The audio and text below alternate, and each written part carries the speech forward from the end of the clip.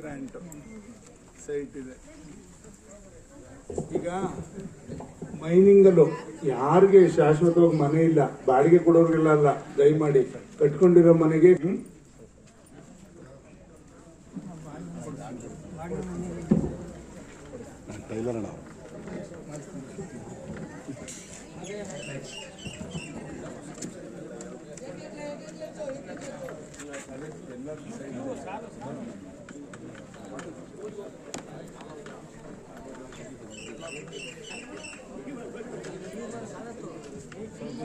Site ಇದೆಯಲ್ಲ,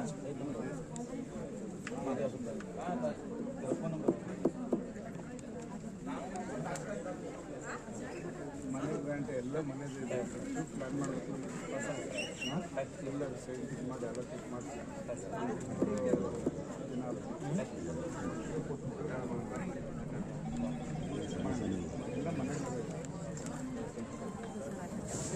ಎಲ್ಲ ಮನೆ ನಿಮಗೆ ಸಂಬಳ ಎಷ್ಟು ಅಲ್ಲ, ಸಂಬಳ ಒಂದೇನಾಗಿದೆ, ಅಂಗನವಾಡಿಯವ್ರಿಗೆ ಆಶಾದವ್ರಿಗೆ ನಾವು ಕೇಳಿದ್ವಿ 1,20,000 ಇನ್ಕಮ್ ಇರೋರಿಗೆ ಕೊಡ್ಬೋದು ಅಂತ ಒಂದು ಪ್ರಾವಿಷನ್ ಇದೆ. ನಿಮ್ಗೆ ಎಷ್ಟಿದೆ ಇಲ್ಲಿ? 120 ನೋಡಿ, ಅದನ್ನು ಚೆಕ್ ಮಾಡಿ. ಇವ್ರು ಅದಕ್ಕೆ ಒಳಪಡಲ್ಲ ಅಂತ ಕೊಡ್ಬೋದು. ಸೈಟ್ ಚೆಕ್ ಮಾಡಿ.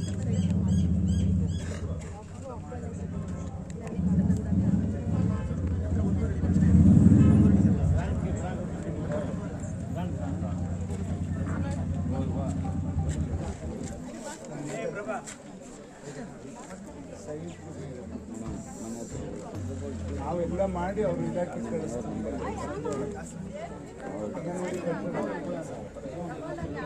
ಅಂಗನವಾಡಿ ಯಾರು ಅಮ್ಮ ಬಂದಿದೆ? ಅಂಗನವಾಡಿ ಸೈಟ್ ಇದೆಯಾ? ಅಲ್ಲ, ನೀವು ಸೈಟ್ ಕೊಡಿ, ನಾವು ಬಿಲ್ಡಿಂಗ್ ಕೊಡ್ತೀವಿ. ಅಲ್ಲ, ಬರ್ಸ್ಕೊಡಿ, ಅಮ್ಮ ಬರ್ಸ್ಕೊಡಿ, ಬರ್ಸ್ಕೊಡ್ಬೇಕದು. ಬರ್ಸ್ಕೊಟ್ರೆ ನಾನು ಮಾಡಿಸ್ಕೊಡ್ತೀನಿ. ಈಗ ಪಟ್ಟಣ ಪಂಚಾಯತ್ ಬಿಲ್ಡಿಂಗ್ ಹಾಕ್ಕೊಡ್ತೀನಿ ಅಂಗನವಾಡಿ.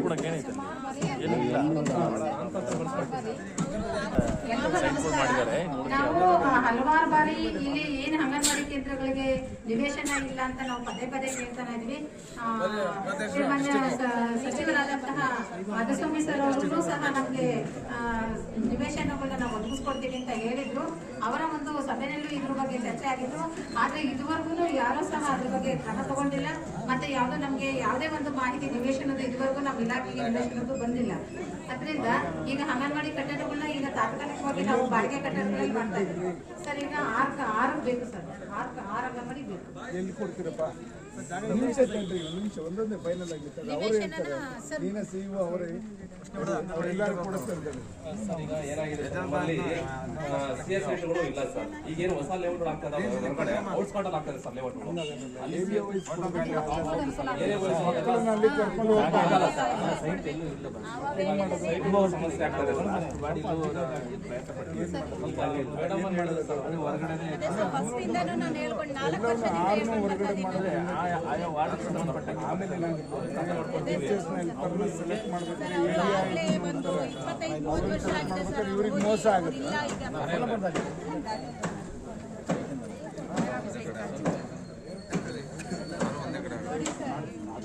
ಅಂಗನವಾಡಿ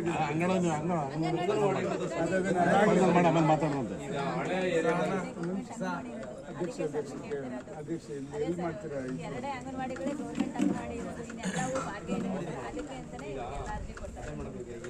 ವಾರ್ಡ್ಗಳಲ್ಲಿ ಜಾಗಗಳು ಸಿಗ್ತಾನೆ ನಮಗೆ ಮುನ್ಸಿಪಲ್ ಸೈಡ್ ಇಲ್ಲ. ಹಾಗಾಗಿ ಈಗ ಅದೇ ಸಮಸ್ಯೆ ಆಗ್ತದೆ, ಜಾಗದಲ್ಲಿ ಎಲ್ಲ ಸಮಸ್ಯೆ ಆಗ್ತದೆ. ಇರೋಂಥ 4 ಕಡೆ ಇರೋಂಥವ್ರು ಈಗ ಆಲ್ರೆಡಿ ನಾವೆಲ್ಲ ರೆಡಿ ಮಾಡ್ಕೊಂಡಿದ್ವಿ. DC ಆಗಿ ಕಳಿಸ್ಕೊಡ್ತೀವಿ. ಮೇಡಮ್ ಅಲ್ಲಿ ಯಾವ್ದು ಗೊತ್ತಾ, ನಮ್ಮ ಬಸ್ ಸ್ಟ್ಯಾಂಡ್ ಮುಂಭಾಗದಲ್ಲಿ ರಾಮನ್ ಮುಂದೆಗಳಿದೆ ಪಾರ್ಕ್ ಇದೆ, ಬಾಲಭವನ, ಅದೊಂದಲ್ಲೇ ಅದನ್ನು ರೆಡಿ ಮಾಡ್ಕೊಂಡಿದ್ದೀವಿ. ವಸಂತ ಮಾಡ್ಕೊಂಡಿದ್ದೀವಿ. 3 ಕಡೆ ಮಾಡ್ಕೊಂಡಿದ್ದೀವಿ. ಈ ಸಮಸ್ಯೆ ಆಗ್ಲಿಕ್ಕೆ ಸರ್ ಕೂತ್ಕೊಳ್ಳಿ ಸರ್ ಕೂತ್ಕೊಳ್ರಿ ಒಂದು ನಿಮಿಷ ಕರಿತೀವಿ ಒಬ್ಬೊಬ್ರಿಗೆ ಬನ್ನಿ ಹೇಳಿ ಹೇಳು ಹಾಂ ಸರ್, ಈಗ ನಮ್ಮ ರಾಮನ್ ಮುಂದೆಗಡೆ ನಮ್ಮದು ಬಾಲಭವನ ಇದೆ ಸರ್, ಅದನ್ನ ಅವ್ರಿಗೆ ಕೊಡೋದಕ್ಕೆ ನಾವು ಈಗ ಆಲ್ರೆಡಿ ಪ್ರಪೋಸಲ್ ಕಳಿಸ್ತಾ ಇದ್ದೀವಿ ಸರ್ TCSಗೆ. ಅದ್ರ ಜೊತೆಗೆ ವಸಂತ ಸಂಘದವರು ಒಂದು ಹೇಳಿದ್ದಾರೆ, ಅವು ಸೇರಿ 4 ಪ್ರಪೋಸಲ್ ಕಳಿಸ್ಕೊಡ್ತಾ ಇದ್ದೀವಿ ಸರ್. ನೀವು ಈ ಥರ ಪ್ರದೇಶದಲ್ಲಿ 1-2 ಮಾಡೋದ್ರೆ ನಮಗೆ ಜಾಗ ಸಿಗ್ತಾರೆ ಸರ್. ಇನ್ನೊಂದ್ಸರಿ ಅದನ್ನು ವೆರಿಫಿಕೇಶನ್ ಮಾಡಿ ಯಾವ್ದು ಜಾಗ ಮಾಡಿ ಬಂದರೆ ಪ್ರಪೋಸಲ್ನ TCS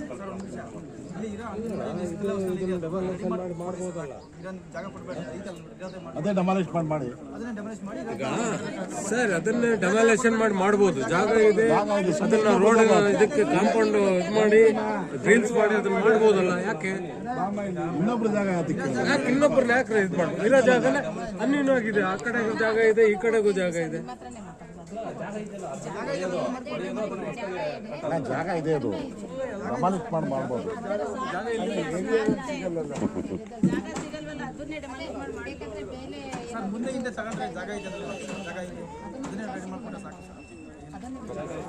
ಅದ್ಯಾವ ಜಾಗ ಮತ್ತೆ ಅಲ್ಲೇ ಮಾಡ್ಬಿಟ್ಟಿದ್ರು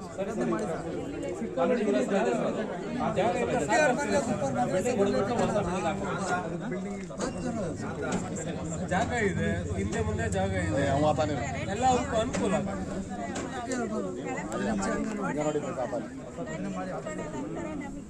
ತಡಿ ಇದೊಂದು ಮುಗಿಲ್ತದೆ. ನೆಕ್ಸ್ಟ್ ಅದೊಂದಾಯ್ತು, ಇನ್ನಿಲ್ಲಮ್ಮ ಇನ್ನೊಂದು ಬಿಲ್ಡಿಂಗ್ ಬೇಕು. ರೆಡಿಯಾಗಿದೆ, ತಗೊಂಡಿದ್ದೀವಿ ಅದಂತೂ ಮತ್ತೆ ರಾಮನ್ ಮುಂದೆ ಬಾಲಭವನ ಇದೆಯಲ್ಲ, ಎರಡೂ ಸೇರಿ ಕಳಿಸ್ತಾ ಇದ್ದೀವಿ. ಇದು ಆಲ್ರೆಡಿ ಕೊಟ್ಟಿದ್ದೀವಿ ನಿಮಗೆ, ನೀವು ಅದನ್ನು ಕರೆದ್ಬಿಟ್ಟು ಹೊಸ ಬಿಲ್ಡಿಂಗ್ ಕಳಿಸ್ತೀವಿ. ಇದನ್ನ ನೀವು PWDಗೆ ಕೊಟ್ಬಿಟ್ಟು ಡೆಮಾಲಿಷನ್ಗೆ ಅಲ್ಲ, ಈಗ ನಡೀತಕ್ಕಂಥ ಅಂಗನವಾಡಿ ಈಗ ನಿಮ್ಮ ಹೆಸರಲ್ಲೇ ಇರುತ್ತೆ, ಅವ್ರಿಗೆ ಹೆಂಗ್ರಿ ಹೋಗುತ್ತೆ? ನಿಮ್ಮ ಹತ್ರನೇ ಇರುತ್ತೆ. ಇಲ್ಲೇ ಹೊರಡಲಿ, ಎಲ್ಲಿ ಹಿಂದೆ ಇಲ್ಲಿ ಎದುರಿಗೆ ಇರೋದೇನೆ.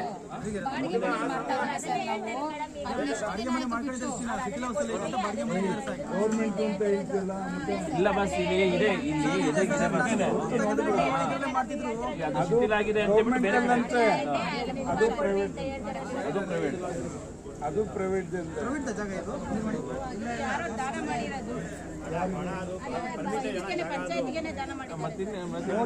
ರೆಕಾರ್ಡ್ ಅಮ್ಮ ಅವರು ನಮ್ದಲ್ಲ ಅಂತ ಹೇಳ್ತಾ ಇದ್ದಾರೆ. ಬಾಡಿಗೆ ಕೊಡ್ತಾ ಇದ್ದಾರೆ. ಯಾರಿಲ್ಲ ಟೀಚರ್ ಯಾರು? ನಿಮಿಷ ತಡ್ರಿ, ಸಮಾಧಾನ ಮಾಡಿದ್ವಿ. ಯಾರ್ದು ಬಿಲ್ಡಿಂಗ್ ಯಾರ್ದಮ್ಮ? ಎಷ್ಟು ಕೊಡ್ತಾ ಇದ್ದೀರಾ ಬಾಡಿಗೆ? ಮತ್ತೆ ಯಾರು ನೀವು ಓನ್ ಅಂತ ಇಲ್ಲಿರೋದು ಹೇಳಿ ಮೇಡಮ್, ನಡೀತಿರೋದಲ್ಲ.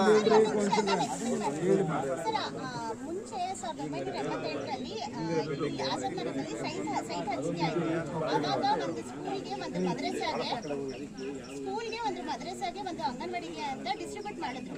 ಅಲ್ಲೇ ಒಂದು ಸಿಂಪಲ್ ಆಗಿ ಜನನೇ ಒಂದು ಬಿಲ್ಡಿಂಗ್ ನ ಕಟ್ಬಿಟ್ಟು ಅಷ್ಟು ದಿನದಿಂದ ಅಲ್ಲಿ ಅಂಗನವಾಡಿ ನಡೀತಾ ಇತ್ತು.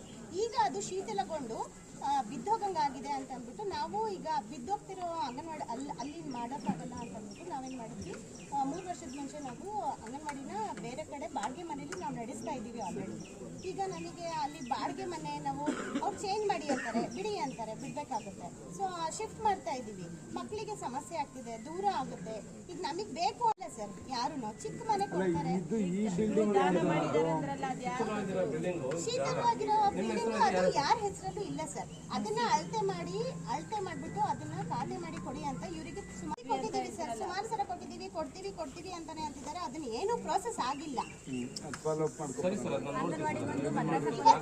ನಾಳೆ ಕೊಡ್ತೀವಿ, ಇವತ್ತು ಸಬ್ಮಿಟ್ ಮಾಡ್ತಿದ್ದೀವಿ, ಸಂಜೆ ಮಧ್ಯಾಹ್ನ ಬನ್ನಿ ಸಬ್ಮಿಟ್ ಮಾಡ್ತೀವಿ ಅಂತ ಹೇಳ್ತಾನೆ ಇದ್ದಾರೆ. ಸುಮಾರು ಸಲ ಹೋಗಿ ನಾವು ಸರ್ ಭೇಟಿ ಮಾಡಿದ್ದೀವಿ ಸರ್. ಅಂದ್ರೆ ಖಾತೆ ಮಾಡಕ್ಕೆ ದಾಖಲೆ ಇಲ್ಲ, ಯಾರು ಅಂತ ದಾಖಲೆ ಇಲ್ಲ. ಅದಕ್ಕೆ ಈಗ ದಾನ ಬರ್ದಿದ್ದಾರೆ ಅಂತಂದಲ್ಲ, ಆ ದಾನ ಪತ್ರ ಕೂಡ ಇಲ್ಲ. ಈಗ ಅವಾಗ ಅಂಗನವಾಡಿಗೆ ಸ್ಕೂಲ್ ಅಂತ ಬಿಟ್ಟಿರೋ ಜಾಗ ಸಾಗುವಳಿ ಎಲ್ಲ ಬಿಟ್ಟಿರಲ್ಲ. ಅವಾಗ ಆಗಿರೋದು ಸರ್ಕಾರಕ್ಕೆ ಬೇರೆ ಖಾತೆ ಬರೋದು ಸರ್ಕಾರಿ ಜಾಗನೇ ಸರ್. ಇದು ಕಂಪ್ಲೀಟ್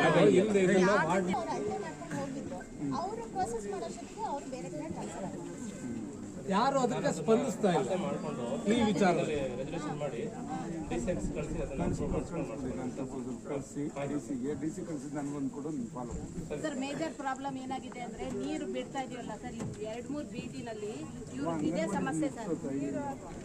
ನೀವು ನಿಮ್ಗೆ ಎಲ್ಲೆಲ್ಲಿ ಬೇಕು ರಿಕ್ವೆಷನ್ ಕೊಡಿ, ನಂಬರ್ ಕೊಡಿ ಕೊಟ್ಟರೆ ನಾನು ಅಲ್ಲಿ ಎಲ್ಲೆಲ್ಲಿದೆ ಅವರು ಹುಡುಕಿಸೋಕೆ ಪ್ರಯತ್ನ ಮಾಡ್ತೀವಿ. ಸಿಗದೇ ಇದ್ರೆ ಹೊಸ ಕಡೆಯಲ್ಲಿ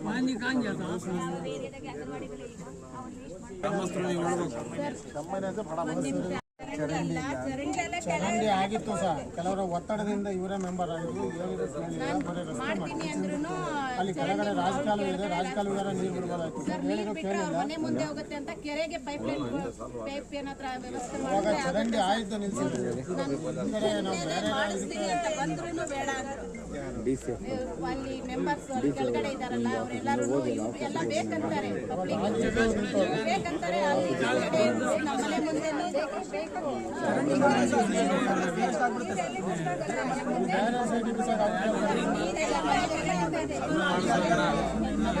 ಮಾಡಿದ್ರಲ್ಲ ಸರ್, ಅನುದಾನ ಬಂದಾಗ ಆಕ್ಷೇಪ ಮಾಡಬೇಕಾದ್ರೆ ಮೀಟಿಂಗ್ ಕರೀತೀವಿ ಸರ್. ಮೇಡಮ್ ಅವರು ಅದು ಪ್ರಾವಿಷನ್ ಮಾಡ್ಕೊಡಿ ಅಂತಂದು ತೀರ್ಮಾನ ಮಾಡ್ಕೊಂಡ್ರೆ ನಾವು ಅದನ್ನ ಅಲ್ಲ ಅದು ನೀರು ಕೆರೆಗೆನೆ ಹೋಗ್ಬೇಕದು. ಏನಂದ್ರೆ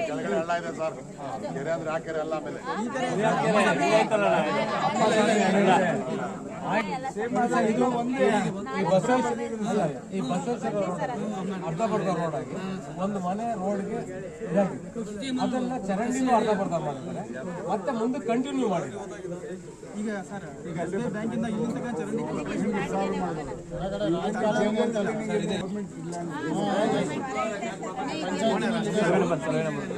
JCB ಬಂದಿದೆ ಸರ್, ಇದನ್ನ ನಾವು ಚಂದ ಮಾಡಿಸ್ಬೇಕು. ಅವೆಲ್ಲ ಸರ್, ಕರಡಿಗಳ ಕಾಟ, ಚಿರತೆ ಕಾಟ ಇವೆಲ್ಲ ಜಾಸ್ತಿ ಆಗಿ ಮನುಷ್ಯ ಯಾರು ಹೆಣ್ಮಕ್ಳಾಗಲಿ ಗಂಡ್ಮಕ್ಳಾಗಲಿ ಅಲ್ಲೇ ಓಡಾಡೋದಕ್ಕೆ ಆಮೇಲೆ ಇಲ್ಲಿ ಮೇಡಮ್ ರಸ್ತೆ ಪಕ್ಕದಲ್ಲಿ ಎಲ್ಲ ಇದು ಕ್ಲೀನಿಂಗ್ ಎಲ್ಲ ಎಸಿದ್ದಾರೆ.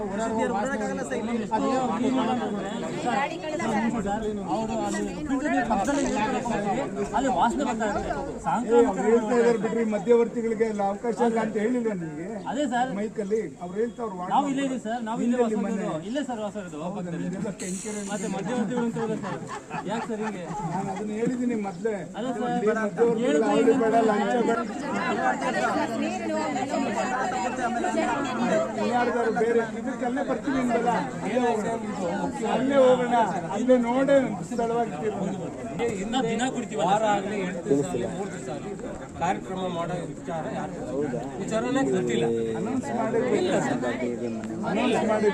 ಮಾಡಿಲ್ಲ ಸರ್. ನಮ್ಮ ಏರಿಯಾದಲ್ಲಿ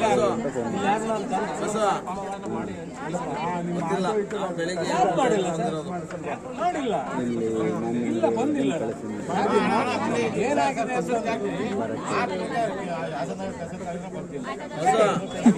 ಅದಾಗಬಾರ್ದ್ರಿ.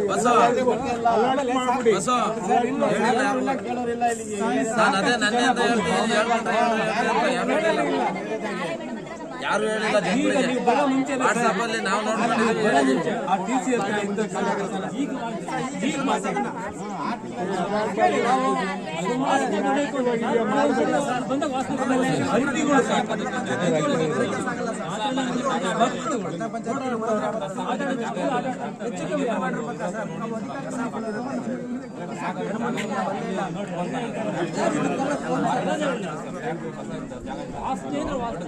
ಸಾಂಕ್ರಾಮಿಕ ರೋಗ ಅಲ್ಲೇ ನೀವು ಬರ್ತಾ ಇದ್ರೆ ಅನ್ನೋದು ಆ ಜಾಗದಲ್ಲಿ ಅರ್ಧ ಗಂಟೆ ಗೊತ್ತಿದ್ದಲ್ಲ ಮತ್ತೆ ಬೇರೆ ವಿಡಿಯೋ ಎಲ್ಲ ಮಾಡಿದ್ವಿ ಸರ್, ಕಳಿಸ್ತೀವಿ. ಆಮೇಲೆ ಇನ್ನೊಂದು ಸರ್, ಪಂಚಾಯತಿ ನಮ್ಮ ಸತ್ತುಗಳಲ್ಲಿ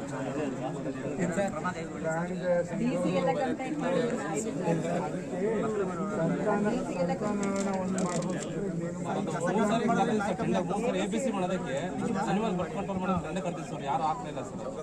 ಹಂಗಾಗಿ ಮೊನ್ನೆ ಈಗ ಆಂಟಿ ರೇಬಿಸ್ಗೆ ನಾವು ವ್ಯಾಕ್ಸಿನ್ ಹಾಕೋದಕ್ಕೆ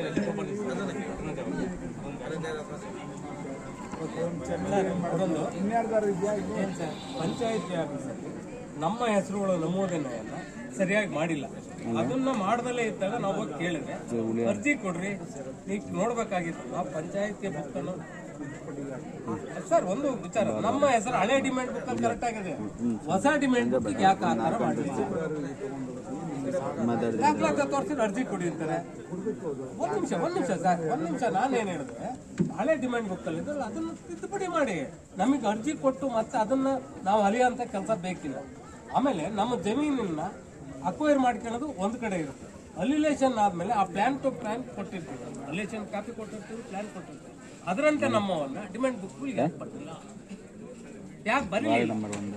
ಇದನ್ನ ಹೋಗಿ ಕೇಳಕ್ ಹೋದ್ರೆ ನಮ್ಮನ್ನ ಏನ್ರಿ ಕೇಳ್ತೀರಾ? ಸರ್ ಒಂದ್ ನಿಮಿಷ ಹೇಳ್ತೀನಿ. ಯಾಕೆ ಅಂತಂದ್ರೆ ಇದು ಅನುಭವ ನನಗೆ ಆಗಿರೋದನ್ನ ನಾನು ತಿರುಗಿ ಅಲ್ದಿರೋದನ್ನ ನಾನು ಕೇಳ್ತಾ ಇದ್ದೀನಿ. ನನ್ನ ಜಮೀನನ್ನ, ನನ್ನ ಸ್ವಾಧೀನದಲ್ಲಿರೋದನ್ನ, ನನ್ನ ಸೈಟ್ ಅನ್ನ, ಪ್ಲಾನ್ ಅಲ್ಲಿರೋದನ್ನ ನನ್ನ ಹೆಸರಿಗೆ ಮಾಡಿಕೊಡೋ ಕಾರಣ ಏನು? ಹೌದಲ್ವಾ? ಅದನ್ನ ಸರ್ ನಾನು 2-3 ದಿವಸ ಬಂದು ಅಲ್ಲಿ ಆಗೋಗಿದೆ. ಅದನ್ನ 4-6 ಸಾರಿ ಅರ್ಜಿನೂ ಕೊಟ್ಟಿದ್ದೀನಿ, ಎಲ್ಲ ಆಗಿದೆ. ಅರ್ಜಿ ಕಳೆದೋಗಿದೆ ಅಂತ ಹೇಳಿದ್ದು ಆಯ್ತು. ಯಾಕೆಂದ್ರೆ ನಿಮ್ಮನ್ನ 2 ಸಾರಿ ಕೇಳಿದೆ, ಅರ್ಜಿ ಕೊಡ್ರಿ ಹಿಂದೆ ಕೊಟ್ಟಾದ್ರೂ ಮತ್ತೆ ಬಂದೆ, ಮತ್ತೆ ಅರ್ಜಿ ಕೊಡ್ರಿ, ಮತ್ತೆ ಅರ್ಜಿ ಕೊಟ್ಟೆ. ಹೇಳ್ತೀನಿ ಕೇಳಿ, ಇದು 4ನೇ ಸಾರಿ ನಾನು ವಾರ್ಡಲ್ಲಿ ಬಂದು ಕೇಳಿರೋದು. ಆದ್ರೆ ನಾನು ಗಮನಕ್ಕೆ ಯಾರಿಗೂ ತಂದಿರಲ್ಲ, ಸುಮ್ಕಾಗಿದೆ. ಇವತ್ತು ಸರ್ ನನ್ನ ಸೈಟು ನನ್ನ ಹೆಸರಲ್ಲಿದೆ, ಆದ್ರೆ ಅದು ಅಳತೆನ ಚೆಕ್ ಬಂದು ಯಾಕೆ ಬರ್ಕೊಡ್ರಿ ಅಂದ್ರೆ ಯಾರು ಬರ್ಕೊಡ್ತಾರೆ, ನಾವೇನ್ ಮಾಡ್ಬೇಕು? ಎಲ್ಲಿಗೆ ಹೋಗಿ ಸಾಯ್ಬೇಕು ಸರ್? ನಮ್ಮ ಜಮೀನನ್ನ ನಮಗೆ ಹಕ್ಕಿಲ್ಲ ಅಂತಂದ್ರೆ ಮುಗಿದ್ರೆ ಮಾತಾಡ್ತಾರೆ. ಹೇಳಿ ಸರ್. ನೀವು ಏನು ಹಳೆ ಬುಕ್ ಅಲ್ಲಿ ಇದೆಯಲ್ಲ ಆ ಹೊಸ ಬುಕ್ಕಿಗೆ ಹೆಸರು ಚೇಂಜ್ ಆಗಿದೆ ಅಂತ ಹೇಳಿ ಅದು ಆಯ್ತು. ಅದನ್ನ ನೀವು ಹಳೆ ಬುಕ್ ಅಲ್ಲಿ ನಾವು ಮುಂದುವರಿಸ್ತಾ ಇದ್ದೇವೆ. ಆಮೇಲೆ ನಾವು ಚೆಕ್ ಬಂದು ಕೊಡೋದು ನಮ್ಮ ಪ್ರಯೋಜನ ಇಲ್ಲ. ಈಗ ಬಿ ಖಾತಾ ಮಾಡ್ಕೊಡೋದು ಸರ್ಕಾರ ಆದೇಶ ಮಾಡಿದೆ. ಅದಕ್ಕೆ ನೀವು ಡಾಕ್ಯುಮೆಂಟ್ ಕೊಟ್ರೆ ನಾವು ಬಿ ಖಾತಾ ಮಾಡಿ ನಿಮ್ಗೆ ಚೆಕ್ ಬಂದು ಹೌದು ಖಾತೆ ಮಾಡ್ಕೊಡ್ತಾ ಇದ್ದೆ. ನನಗೆ ಆ ಸೈಟ್ ನನಗೆ ಹೆಸರಿಗೆ ಇಲ್ದಂಗೆ ಮಾಡಿದ್ರಲ್ಲ, ಯಾಕೆ? ಹೌದು ಯಾಕೆ ಆಗಿದೆ? ಬರದೇ ಇಲ್ಲ, ಬುಕ್ಕಿಗೆ ಬರೋದಿಲ್ಲ, ಹಳೆ ಬುಕ್ ಅಲ್ಲಿ ಬರದೇ ಇಲ್ಲ ಸರ್. ಹಳೆ ಬುಕ್ ಅಲ್ಲೂ ಬರೋದಿಲ್ಲ, ಎಂಟ್ರಿ ಮಾಡಿಲ್ಲ. ಕಂದಾಯ ಕಟ್ಟಿದ್ದೀನಿ, ಕಂದಾಯ ರಸೀದಿ ತೋರಿಸಿದ್ರೆ ಸಾಕ್ತಾರೆ, ಮಾಡಿಸ್ಕೊಡ್ತೀವಿ ಸರ್. ಇದನ್ನ ನಾವು ಕೇಳ್ತಾ ನಮಗೆಲ್ಲ ಸಾಕಾಗ್ಬಿಟ್ಟಿದೆ. ಮಧ್ಯಾಹ್ನ ಹೋಗಿ ಅಲ್ಲಿ ಆಫೀಸ್ಗೆ ಅದನ್ನ ಬುಕ್ಕಲ್ಲಿ ಯಥಾವತ್ತಾಗಿದ್ರೆ ಅದು ಯಥಾವತ್ತ ಹಂಗೆ ಬರ್ತಾರೆ. ಬುಕ್ಕಿಂದ ಹೊಸ ಬುಕ್ ಕೊಡ್ತಾರಂತೆ. ಇನ್ನೂ ಕೂಡ ನೀವು ಯಾವ್ದೋ ಮಿಷನ್ ಅದಕ್ಕೆ ನಾನು ಸಾಹೇಬ್ರಿಗೆ ಇವಾಗ ಏನಾಯ್ತು ಸರ್, ಡಿಆರ್ ಇನ್ಫ್ರಾ ಅಂತೇಳಿ ಕಾಂಟ್ರಾಕ್ಟರ್ ಸರ್ ಅವನು ಎಷ್ಟು ರೆಸ್ಪಾನ್ಸ್ ಮಾಡ್ತಿರಲ್ಲ ಸರ್. ಅದಕ್ಕೆ ನಾನೇ ಮೊನ್ನೆ ಸಾಹೇಬ್ರಿಗೆ ಏನ್ ಮಾಡಿದೆ ಸರ್, ಲಕ್ಕಿಲಿ ಅವ್ನು ಏನ್ ಮಾಡಿದೆ sir, Tumakuru Rayadurga railway line ಇದೆಯಲ್ಲ sir, Tumakuru Rayadurga railway line ನಲ್ಲಿ 2 ಪ್ರಾಜೆಕ್ಟ್ ಅವ್ನಿಗೆ ಆಗಿದೆ ಸರ್, 2 ಪ್ಯಾಕೇಜ್ ಡಿಆರ್ ಆಗಿದೆ ಸರ್. ಅದಕ್ಕೆ ನಾನು ಮೊನ್ನೆ ಸಾಹೇಬ್ರಿಗೆ ಹೇಳಿದ್ ಸರ್, ದಯವಿಟ್ಟು ತಾವು ಒಂದು ಇನ್ಸ್ಟ್ರಕ್ಷನ್ ಬರ್ಬೇಕು. ಅವ್ನು ಹೇಳಿದ್ ಮಾತು ಒಂದು ಕೇಳ್ತಾ ಇಲ್ಲ. ಅದು ಟ್ರೈನಿಂದ ಒಂದು ಸರ್, ಸ್ಟ್ರೀಟ್ ಲೈಟ್ಸ್ ನಾನು ಕೈನ ದುಡ್ಡು ಕೊಟ್ಟು ರೆಡಿ ಮಾಡ್ತೀನಿ ಸರ್. ಅದಕ್ಕೋಸ್ಕರ ಸಾಹೇಬ್ರು ಇಲ್ಲ, ಇನ್ನ 27 ರೆಡಿ ಮಾಡೋದಿದೆ. ಅದು ಇವತ್ತು ನಾಳೆ ರೆಡಿ ಆಗುತ್ತೆ ಸರ್, ಅದ್ರದ್ದು ಪ್ರಾಬ್ಲಮ್ ಇಲ್ಲ ಸರ್. ಅದಕ್ಕೆ ಸಾಹೇಬ್ರು ಮತ್ತೆ 2ನೇ 3ನೇ ತಾರೀಕಿಗೆ MD ಕರ್ಕೊಂಡು ಇನ್ಸ್ಪೆಕ್ಷನ್ ಬರ್ತಾ ಇದ್ದಾರೆ ಸರ್. ಮಾಡಿ ಅಲ್ಲ, ಡ್ರೈನೇಜ್ ಈಗ ಮಳೆ ಶುರು ಆದ್ರೆ ಅಲ್ಲಿ ಅದಕ್ಕೆ ಜನ ಅದಕ್ಕೆ ಸಾಹೇಬ್ರು 2ನೇ ತಾರೀಕು ಇನ್ಸ್ಪೆಕ್ಷನ್ ಬರ್ತದೆ ಅಂತ ಹೇಳಿದ್ದಾರೆ ಸರ್. ಅವ್ರು MD ಕರೆಸ್ತಾ ಇದ್ದಾರೆ ಸರ್. ಅಷ್ಟೊತ್ತಿಗೆ ಸರ್ ಸ್ವಲ್ಪ ಇನ್ನು ಏನೇನು ಇಶ್ಯೂಸ್ ಇದೆ ನಾನು ಲಿಸ್ಟ್ ಮಾಡ್ಕೊಂಡಿದ್ದೀನಿ ಸರ್, ತಮ್ಮ ಹತ್ರ ಡಿಸ್ಕಸ್ ಮಾಡ್ತೀನಿ. ಸ್ಟ್ರೀಟ್ ಲೈಟ್ಸ್ ಟ್ರೈನ್ ಎಲ್ಲ MD ಅವ್ರನ್ನೇ ಕಷ್ಟ ಕೇಳಿದೆ ಸರ್. ಅಲ್ಲಿ ಒಬ್ಬ ಹೋಪ್ಲೆಸ್ ಪ್ರಾಜೆಕ್ಟ್ ಮ್ಯಾನೇಜರ್ ಇದ್ದಾನೆ ಸರ್, ಬಿಲ್ಲಿಂಗ್ ರೀತಿ ಅಂತೇಳಿ ಏನಕ್ಕೂ ರೆಸ್ಪಾಂಡ್ ಮಾಡ್ತೀರಾ ಸರ್. ಅದಕ್ಕೆ ನಾನು ಇವಾಗ ಆಪರ್ಚುನಿಟಿ ತಗೊಂಡೆ, ರೈಲ್ವೇದನ್ನ ಇಲ್ಲ ಅದು ಸ್ಲೋ ಅಪ್ ಮಾಡಿದ್ರೆ ಇಲ್ಲ ಮುಗಿಸ್ಬಿಟ್ಟು ನೆರತಿನಲ್ಲಿ ಎಲ್ಲ ಮುಗಿಸ್ಕೋಬೇಕು. ಇದೊಂದು ಹೆಂಗ್ ಮಾಡಿ ಅಂದ್ರೆ ಯಾರ್ಯಾರು ಎಷ್ಟೆಷ್ಟದಿಂದ ವರ್ಷದಿಂದ ವಾಸ ಇದ್ದಾರೆ ಪಟ್ಟಿ ಮಾಡಿ ನೀವೊಂದು ಇದು ಇಯರ್ ವೈಸ್ ಹಾಕಿ ಇಟ್ಕೊಂಡ್ಬಿಡಿ. ಸೀನಿಯಾರಿಟಿ ಯಾರಿದ್ದಾರೆ ಅಥವಾ ಅವ್ರಿಗೆ ಕುಟ್ಕೊಂಡು ಬರೋಕ್ಕೆ ಪ್ಲಾನ್ ಮಾಡಿ ಎಲ್ಲರೂ ಲೇಔಟ್ಸ್ ಮಾಡಿ. ಇಲ್ಲಿ ಅಲ್ಲಿದೆ ಅಂತಲ್ಲ, ಇದು ಇಲ್ಲಿ ಎಳ್ನೂರು ರೋಡಲ್ಲಿ ಈ ಜಾಗ ಇದೆ. ಯಾವ್ದು ಕೈಮರ ಹತ್ರ ಇದೆ, ಕೈಮರ ಎಳ್ನೂರ್ಗೆ ಹೋಗ್ತೀವಲ್ಲ, ಆ ಟರ್ನಿಂಗ್ ಪೆಟ್ರೋಲ್ ಬಂಕ್ ಇದೆಯಲ್ಲ, ಅಲ್ಲಿ ಜಾಗ ಇದೆ ಅಂತಂತಾರೆ ನಮ್ದು ಸರ್ಕಾರದಲ್ಲಿ.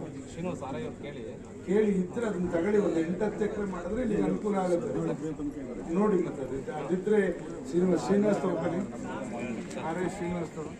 ಚರಂಡಿ ಕ್ಲೀನ್ ಮಾಡಿಲ್ವಂತಲ್ರಿ ಮಿಲನ್ ರೆಡ್ಡಿ? ಹಲೋ, ಚರಂಡಿ ಇಲ್ಲದೆ ಕಸ ಬೀಳಕ್ಕೆ ಏನು ಚರಂಡಿ ಕ್ಲೀನ್ ಆಗಿರುತ್ತೆ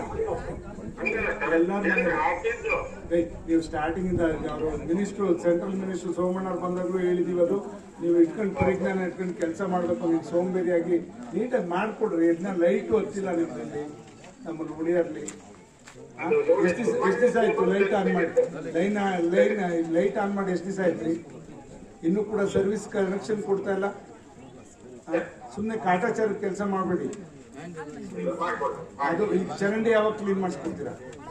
ಸರ್ ನೆಕ್ಸ್ಟ್ ವೀಕ್ ಮಾಡ್ತೀವಿ ಸರ್. ಅದು ಇಮಿಡಿಯೇಟ್, ಇಲ್ಲಾಂದ್ರೆ ಈಗ ಮಳೆ ಬಂದ್ರೆ ಅಲ್ಲಿ ಚರಂಡಿ ನೀರೆಲ್ಲ ರೋಡಿಗೆ ಬರುತ್ತೆ, ಮತ್ತೆ ರೋಗ ರುಜಿನಗಳು ಅಂಟಿದ್ರೆ ಜನಗಳಿಗೆ ಅವಾಗ ಯಾರು ಬರ್ತಾರಪ್ಪ. ಯಾವತ್ ಮಾಡ್ತೀವಿ ಹೇಳು ಕರೆಕ್ಟ್ ಆಗಿ. ನೆಕ್ಸ್ಟ್ ವೀಕ್ ನಲ್ಲಿ ಮಾಡ್ಕೊಡ್ತೀವಿ. ಅದನ್ನ ಇಮಿಡಿಯೇಟ್ ಮಾಡಿ ನನಗೆ ತಿಳಿಸ್ಬೇಕು. ರೋಡ್ ಲೈಟ್ಗಳು ಹಾಕಿರೋ ಸರ್ ಇದೆ ಸರ್, ಗೊತ್ತು ನೋಡಿದ್ವಿ ಅವಾಗ.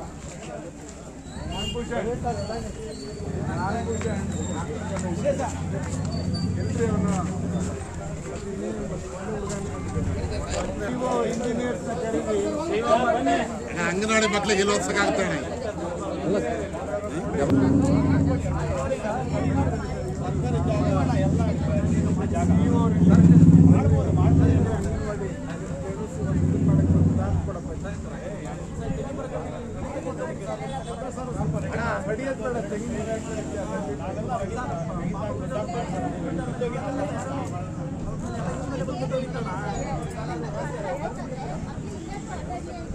ಸ್ಟಾರ್ಟ್ ಆಗಿದೆ.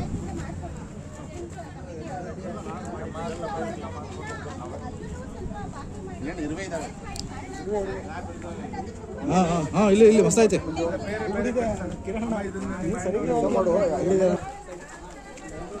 ಆ ರೋಡ್ಗೆ ಚರಂಡಿ ಆಗಿತ್ತು ಸರ್.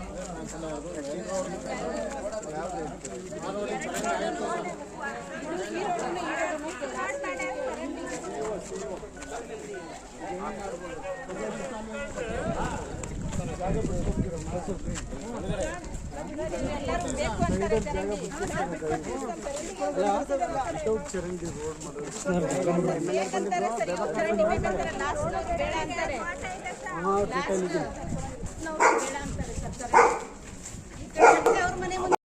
ಕೆಳಗಡೆ ತಗೋದ್ ನೋಡ್ರಿ. ಅಲ್ಲಿ ತಗೋಬೇಕು ಕಂಟಿನ್ಯೂಸ್ ಅನುದಾನ ಬಂದಿರತ್ತೆ ಅಷ್ಟ್ರಲ್ಲಿ ಮಾಡ್ಬೇಕು. ಚರಂಡಿ ಮಾಡಿದ್ಮೇಲೆ ಏನಿದು ಸಿಸಿ ರೋಡ್ ಮಾಡ್ಬೇಕು. ಎಲ್ಲರೂ ಒಪ್ಕೊಂತ ಇಲ್ವಲ್ಲ, ಒಪ್ಸಿ ಎಲ್ಲಾರ್ಗು ಸರ್ ಚರಂಡಿ ಮಾಡ್ರಿ ಅಂತ ನೀವ್ ಹೇಳಿದ್ರೆ ಆ ಜಮೀನಿನ ಚರಂಡಿ ಎಲ್ಲ ನೀರೆಲ್ಲಿ ಬಿಡ್ತೀರಿ? ಹೇಳಿದ್ರಲ್ಲ ಕ್ಲಾರಿಫಿಕೇಶನ್ ಕೇಳ್ತಿದ್ವಿ. ಹಿಂಭಾಗ ಚರಂಡಿ ಇದೆ ಸರ್, ಈಗ ಮನೆದು ಇವೆರಡು ರೋಡಿಗೆ ಚರಂಡಿ ಇಲ್ದಂಗೆ ಸಿಸಿ ರೋಡ್ ಹೆಂಗೆ ಮಾಡಿದೆ ನೀನೊಬ್ಬ ಟೆಕ್ನಿಕಲ್ ಪರ್ಸನ್ ಆಗಿ. ಸರ್ ಈ ಕಡೆ ಇದೆ ಸರ್. ಎಲ್ಲಿದೆ ಸರ್? ಎಲ್ಲಿದೆ ಸರ್? ತೋರಿಸಿ. ನೀವು ಸುಮ್ಕಿರ್ಬೇಕು. ನೀವು ಕೇಳೋದು ಅವರ ಕಲ್ಸೋದು ಜ್ಞಾನ ಬೇಡ. ಮತ್ತೆ ನೀವೆಲ್ಲ ಇಂಜಿನಿಯರ್ಸ್ ಆಗಿ ಚರಂಡಿ ಇಲ್ದಂಗೆ ಯಾರು ಸಿಸಿ ರೋಡ್ ಕೊಡ್ತಾರೆ ನಿಮ್ಗೆ? ಈಗ ಎಲ್ಲೋಗುತ್ತೆ ನೀರು?